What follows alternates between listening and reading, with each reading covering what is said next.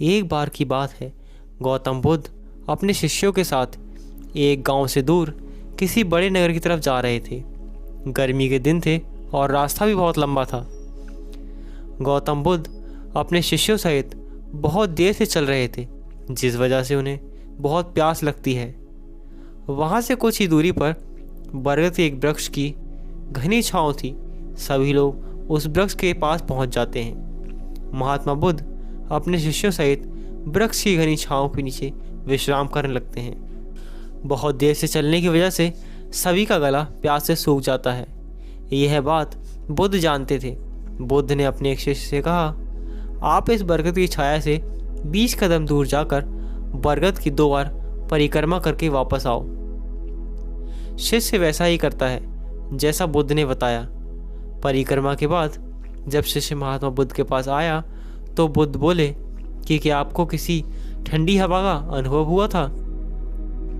शिष्य बोला, हाँ महात्मा बुद्ध, उस उत्तर दिशा की तरफ से मुझे कुछ ठंडी हवा की अनुभव हुआ था। शिष्य की यह बात सुनकर महात्मा बुद्ध शिष्य से तुरंत बोले कि उसी दिशा में चले जाओ, ज़रूर वहाँ से कुछ ही दूरी पर एक तालाब अवश्य ही मिलेगा। उस तालाब से सबके लिए पानी ले आओ। शिष्य उसी दिशा में जब कुछ दूर जाता है तो वहाँ सच में एक तालाब होता है। तालाब देख शिष्य बहुत प्रसन्न होता है और तालाब के निकट जाकर जैसे ही तालाब से पानी भरने वाला होता है, तभी शिष्य की नज़र वहाँ दूर तालाब में कपड़े धो रही कुछ स्त्रियों पर जाती है। यह देख शिष्य मन में सोचते हैं कि यह पानी तो गंदा हो गया है। लेकिन जब शिष्य ध्यान से तालाब के पानी को देखते हैं कि अभी भी तालाब का कुछ पानी साफ है, इतने में 2 बैल गाड़ी जोर से तालाब के किनारे से होती हुई निकल जाती हैं। बैलगाड़ी के पहिए तालाब की मिट्टी के ऊपर इतनी ज़ोर से निकलते हैं कि तालाब के नीचे बैठी हुई बहुत सारी मिट्टी तालाब के ऊपर आ जाती है, जिस वजह से तालाब का बचा हुआ पानी भी गंदा हो जाता है। यह देख शिष्य बिना पानी के ही क्रोध में महात्मा बुद्ध के पास वापस चला जाता है। शिष्य बड़े ही निराश भाव से महात्मा बुद्ध से वो सब बात बताता है। शिष्य की बातें सुन सभी शिष्य बोलते हैं कि हमें तुरंत यहाँ से निकलना चाहिए, किसी दूसरी जगह पानी की खोज करनी चाहिए, वरना प्यास के मारे जान निकल जाएगी। इधर महात्मा बुद्ध सभी को शांत होने के लिए कहते हैं और बोलते हैं कि धीरज रखो, कुछ देर यहीं बैठो, उचित समय आने तक संयम बनाए रखो। सभी महात्मा बुद्ध की बात सुनकर शांत हो जाते हैं और वहीं बैठ जाते हैं। कुछ समय बीत जाने के बाद महात्मा बुद्ध फिर से अपने शिष्य को उसी तालाब से पानी लाने के लिए कहते हैं। शिष्य बिना कोई सवाल किए उसी तालाब से पानी लेने के लिए फिर से चला जाता है। तालाब की हालत देख शिष्य को यकीन नहीं होता। तालाब का पानी पूरी तरह से साफ होता है।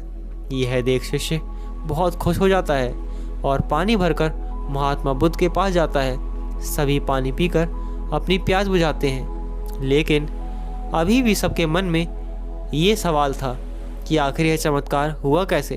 तालाब का पानी तो गंदा था। उन्हें लगा कि ये ज़रूर बुद्ध की शक्ति होगी। इनमें एक शिष्य ने सवाल किया, महात्मा बुद्ध, यह चमत्कार आपने कैसे किया? शिष्य का जवाब देते हुए महात्मा बुद्ध बोले, यह कोई चमत्कार नहीं, यह आपके सब्र का फल है। यह फल है आपके सब्र बनाए रखते हुए उचित समय के इंतज़ार का। जितनी देर हम लोगों ने सब्र किया, उतनी देर तक तालाब के पानी के ऊपर तैर रहे सभी गंदे तत्व और मिट्टी तालाब के पानी के नीचे बैठ रहे थे। फिर कुछ देर बाद शिष्य जब वहाँ तालाब के पास पहुँचा, तब तक दूषित कण नीचे बैठ चुके थे, जिस वजह से तालाब का पानी पहले की तरह साफ हो चुका था।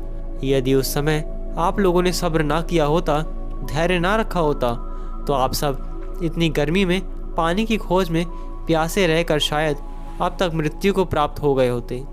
क्योंकि यहाँ से अगला कोई तालाब है या नहीं, और होगा भी तो क्या उसका पानी साफ होगा या नहीं, इन सब कारणों से आप कभी प्यास ना बुझा पाते और प्यास से मर जाते।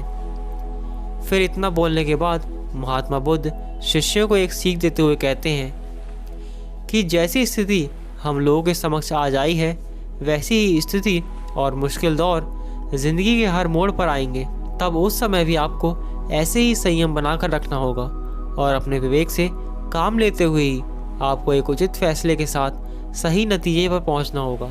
हर मुश्किल दौर में सब्र रखते हुए ऐसे ही शांत मन से ही कोई फैसला लेना चाहिए जिसका आपके और दूसरों के लिए अच्छा हो, क्योंकि ऐसी स्थितियों में लोग अक्सर गुस्से में आकर अपना सब्र खो देते हैं और गुस्से तथा जल्दबाजी में गलत काम और फैसला कर बैठते हैं, जिसका बुरा परिणाम उनको भविष्य में देखने को मिलता है, जिसमें खुद का नुकसान अधिक होता है। कुछ परिस्थितियाँ जीवन में ऐसी होती हैं जहां हमें सब्र बनाए रखते हुए उचित समय का इंतज़ार करना होता है, लेकिन लोग अक्सर यहीं पर अपना सब्र खो देते हैं और उचित समय आने का इंतज़ार नहीं करते, जिस वजह से उनको आगे चलकर दुख और मुश्किलों का सामना करना पड़ता है।